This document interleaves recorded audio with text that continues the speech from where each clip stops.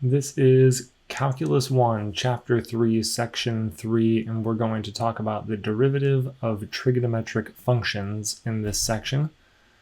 And there are some unique challenges that we'll run into, but I have faith in us. We'll be able to handle it. Again, in this section, in these slides, there is a lot of commentary and backstory on the creation or the derivation of the derivatives of these trigonometric functions. So I'm just going to ease my way through these slides so that you have access to the illustrations and some of the written commentary about these. This slide has a graph of the sine function in blue up here. And you'll see that there are some little tangent line segments periodically drawn across this graph. And one of the key features I'll point out are the points on the graph where the horizontal line, or the tangent line is horizontal. So for the sine function, that's happening at pi over 2, 3 pi over 2, negative pi over 2, negative 3 pi over 2. So you hear that those are happening at intervals of pi.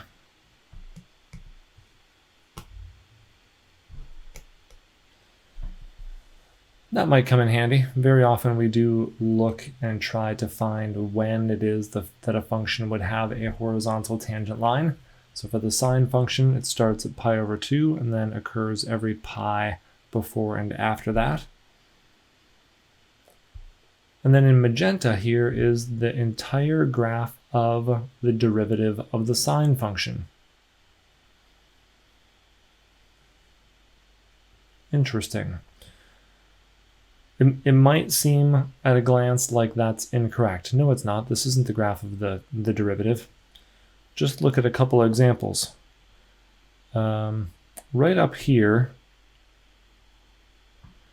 when x or theta equals pi over 2, the slope of the tangent line is 0.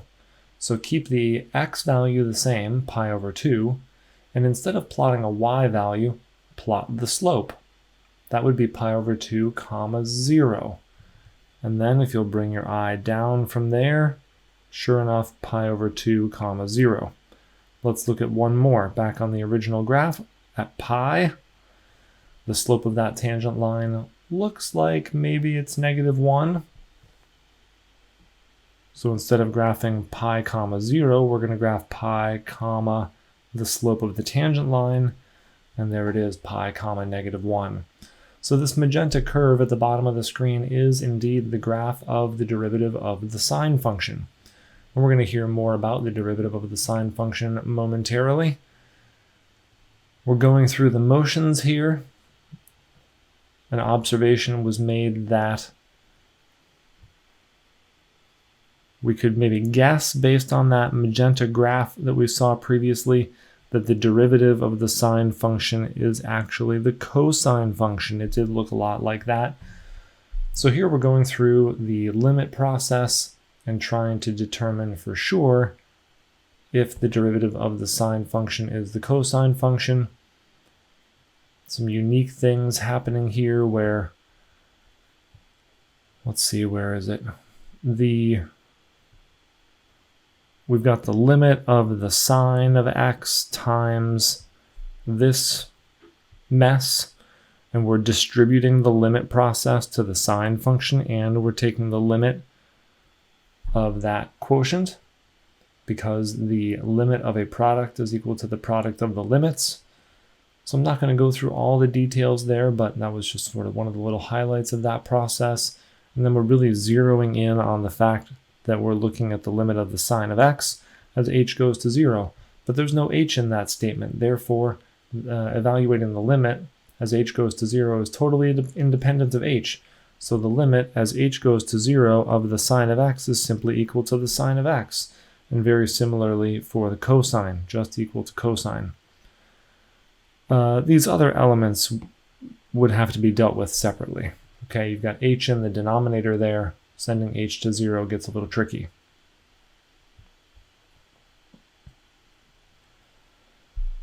And so there were some little guesstimations here that the limit as theta goes to 0 of the sine of theta over theta is equal to 1. That is a statement that you might want to jot down in your notes as you're keeping a little accumulation of some unique statements regarding derivatives and trig functions. Here's a geometric argument that you're welcome to peruse. Some observations based on what we were seeing in the diagram. You can check those out.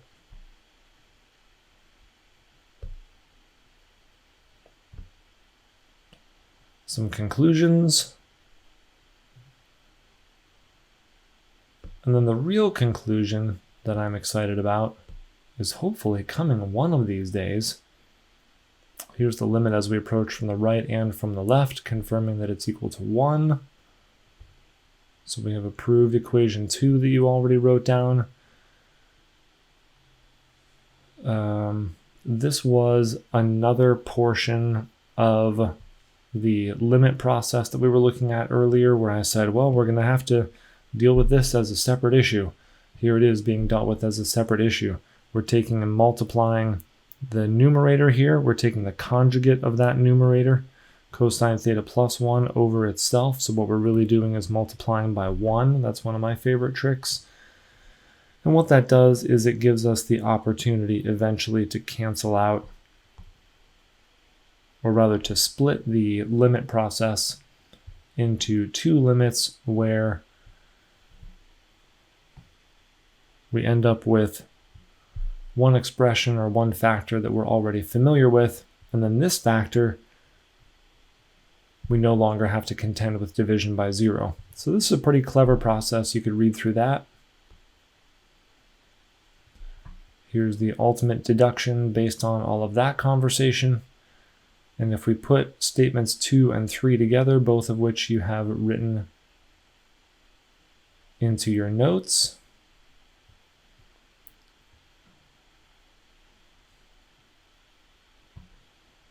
we arrive officially at this conclusion that the first derivative of the sine function is cosine. There's another one of those examples where if we had gone through and marched through and analyzed every single piece of arithmetic that we had seen in the previous many slides just to arrive at the derivative of sine equaling cosine, you might have been upset with me. So I didn't do that to you so that you would still love me. Because what I want more than anything is, well, what I really want is for you to accumulate these tools and be able to score well in your course and take this stuff forward with you. But if I end up in your good favor, that would be fine too. So here's an example of a problem where we're asked to take the derivative or differentiate y equals x squared times sine x. This will require the product rule because x squared is one factor and the sine of x is another factor. We talked about the product rule in a previous section. The previous section, actually. And when we take the derivative of a product, we keep the first factor the same, multiply by the derivative of the second factor, plus keep the second factor the same and multiply by the derivative of the first factor. If we do that, this is the result. And how did we get that? Don't forget that the derivative of the sine function is cosine. That was the primary thing that we just learned moments ago. And the derivative of x squared, take the exponent, multiply it out front, keep the variable, decrease the exponent by 1. So now you've got 2x to the first power. There it is, 2x to the first power, and then that sine of x just came down.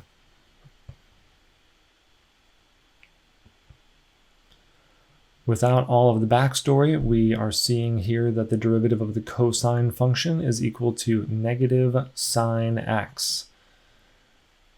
Both the derivative of the sine function and cosine function need to go into your notes. Remember that the tangent function is actually equal to sine over cosine. So when we take the derivative of tangent, what we're really doing is taking the derivative of a quotient. So we could go through the motions and apply the quotient rule. And there it is. low times the derivative of high minus high times the derivative of low, all over low, low, or low squared. The derivative of sine is cosine. The derivative of cosine is negative sine. This negative and this negative turn into a positive. Here's cosine squared. Here's sine x times sine x. That makes sine squared, cosine squared. And there is, I don't know that you're, oh yeah, from a pre-calc class, you're very well aware of the fact that sine squared x plus cosine squared x equals 1. That is the Pythagorean trigonometric identity. And so we've got 1 over cosine squared here. The reciprocal of cosine is secant. And so the derivative of tangent of x is secant squared x. That you're going to want to write down. Here it is in a little box for you. I put a bow on the box for you. You're welcome.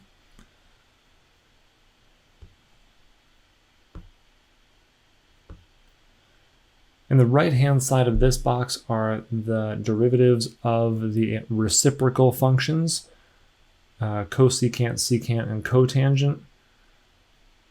You should probably memorize these, depending on, well, my students aren't allowed to use a formula sheet for this kind of stuff, so they would want to memorize these things. Depends on the context of whatever course you're taking. My students should memorize these. Some students are allowed a formula sheet that those might include. Here we're talking about some applied problems. And in this problem, we're looking at a spring. And this function S is a position function. So the position of the mass at the end of the spring is being given by S equals, or F of t. The resting position happens when t equals 0.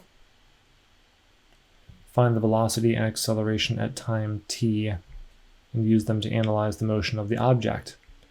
All right, we can do that. Oh, sorry,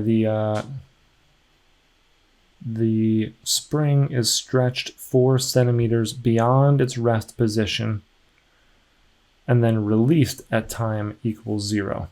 So that's why we're seeing this mass here 4 centimeters below its resting position. So the mass has been grabbed and then pulled downward on the spring, and then when you let go, the mass is going to move up. And then because it's on a spring, it's going to continue going up and down and up and down and up and down.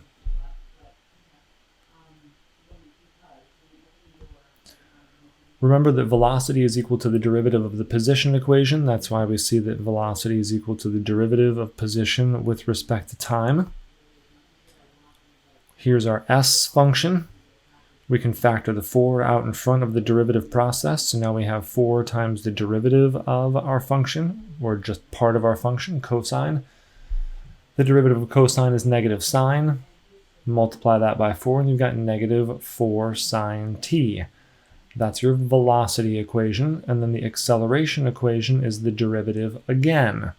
In this case, the derivative of the velocity equation with respect to time. So here we are taking the derivative of the velocity equation. And if you factor the 4 out front of the derivative process and then take the derivative of sine, it turns into cosine. And so here is an equation that describes acceleration of our object. The object oscillates from its lowest point, where s equals 4, to the highest point, where s equals negative 4 centimeters. Interesting that positive 4 centimeters means we are 4 centimeters below the resting position. Negative 4 centimeters means 4 centimeters above that 0 value, or the resting position. The period of the oscillation is 2 pi, because the period of the cosine function is 2 pi. You should know that from a pre-calc class. Speed is the absolute value of velocity. Velocity could be negative, which would include direction, but when we're talking about speed, we're not as concerned about direction. So we take the absolute value of the velocity equation, which is the absolute value of 4 sine t. However, we can factor the 4 out. And this expression, the speed, the absolute value of velocity, 4 times the absolute value of the sine of t, is going to be greatest when sine t is at its greatest. And the largest output value of the sine function, the high end of the range of the sine function, is 1. And so that's why we're seeing that it's greatest when sine t, or the absolute value of sine t, is equal to 1. Sine of t also reaches a y value, or an output value, of -1 at its minimum. That is when cosine of t equals 0. The reason it is that the cosine function, cosine of t equaling 0, is the sort of deciding factor, and we're going to talk more about this. How is it that we know that, well, we know that the 4 sine t is greatest when the sine of t equals 1, because we just talked about its largest and smallest range values. That is when cosine t equals 0. What is that about? Earlier in this video, we saw the graph of the sine function, and we noticed that the maximum and minimum points, the highs and the lows, the peaks and the valleys, were the points that had horizontal tangent lines. The tangent lines, or the slope of the tangent lines to the sine function, are determined by the derivative of the sine function, which is the cosine function. And the horizontal tangent lines to the sine function happen when the tangent line has a slope of 0. In other words, when the cosine function equals 0, when the derivative of the sine function equals 0. So it's this cosine of t equaling 0 that helps us sort of dial in on those specific points. So the object is moving fastest as it passes through its equilibrium position, where our position is equal to 0.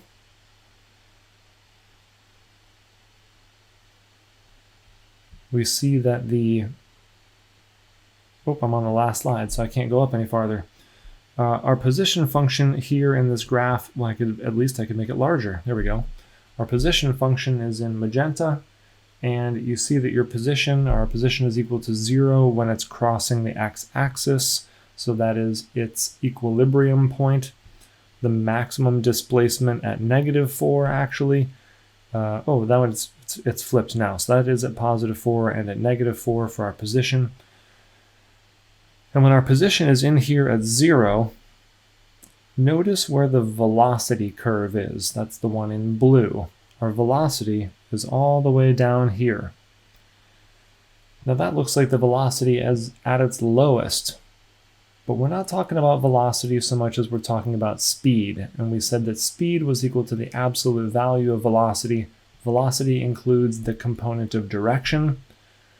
But when we're talking about speed, we just want to know the absolute value of the velocity. And all the way down here, we are looking at a velocity of, or a speed of 4, a velocity of -4.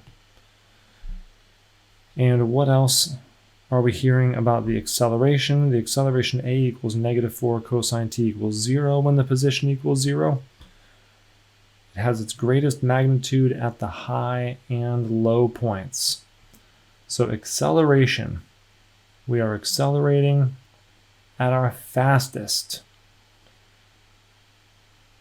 Let's look at this one first. Up here at the top of this acceleration curve, the green curve, where is our position? Our position function is really far away. It's as far away as it can get from its resting position, the equilibrium point. And look at the velocity. The velocity is 0. Try to imagine this. And this is going to be very, let's see, can I do this? Well, if you grab the mass that's at the end of that spring, and you and you pull it down to -4. So you pull the mass down 4 centimeters and you let go. What's going to happen? Well, the spring is going to pull that mass back in the upward direction for sure. But when that spring is down, or when that mass is down there at the bottom, right before you let go, the velocity is 0 for sure. And then as soon as you let go, it starts accelerating in the upward direction. But that's the moment when it's accelerating its fastest, when it's leaving that maximum maximum displacement location. It accelerates fast, in this case, in the upward direction. And then right when that mass reaches the top of its flight path, it gets right up to the top of the curve, it kind of stalls there. If you can even just imagine taking an object, you could do this on your own, the lighter the better, really. And when you take it and you throw it up, it kind of pauses right at the top before it starts descending again. And that little pause at the top is this pause right here, where you have a velocity of 0. And then that acceleration starts happening very quickly in the downward direction, and the velocity starts increasing in that downward direction as your position is on its way back toward that equilibrium point. It's a little tricky to have these 3 different graphs going on the same plane here, in the same graph with the different colors, and they all take the same shape. They're just kind of shifted over. Almost easier to just wrestle with these numerically. You're going to get the chance to do some of that in your homework assignment, and in a physics class, if perhaps that's coming your way this semester after taking your Calc 1 course, or maybe it's a co-requisite. Seeing more applied examples is going to be beneficial as you keep wrapping your head around this, but I hope this serves as a good starting example. And let's see, what are we going to talk about next? That was trig functions. Let's officially talk about, I think we talk about the chain rule next. Only one way to find out. Click or hop over to the next video. I'll see you there.